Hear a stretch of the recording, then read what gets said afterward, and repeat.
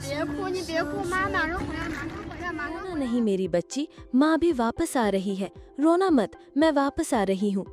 हिम्मत करो, अब काम का वक्त है, दौड़ो, तेज चलो, एक और 7वीं मंजिल, हिम्मत मत हारो। अनान रुबा सेहत होने के लिए अंदर लड़ रही है और मैं बाहर मेहनत कर रही हूँ। 34 साला मेंग योंग हुआ रात के वक्त बतौर डिलीवरी कुरियर काम करती हैं।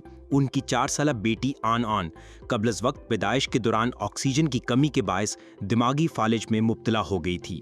बच्ची की बेहतर बहाली के लिए मेंग वो 2 माह कबल अपनी बेटी के हमरा गांसू से छोंगछिंग मुंतकिल हुई हैं।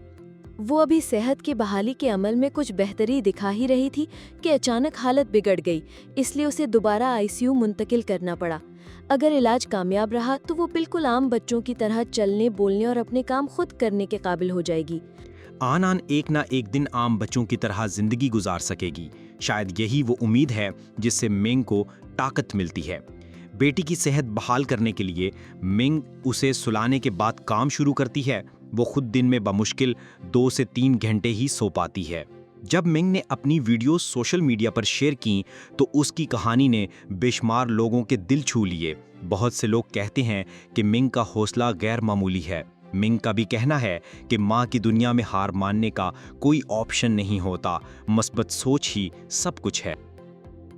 आज की कमाई सिर्फ 37.8 युआन यानी 5.25 अमरीकी डॉलर रही, जिससे बमुश्किल एक दिन का खर्चा ही निकलता है।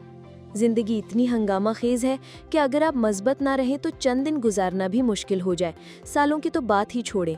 तनतनहा एक बच्चे की परवरिश करना आसान नहीं, खुद को हौसला देना और उम्मीद का दामन थामे रखना पड़ता है। बस यही एक रास्ता है आगे बढ़ने का।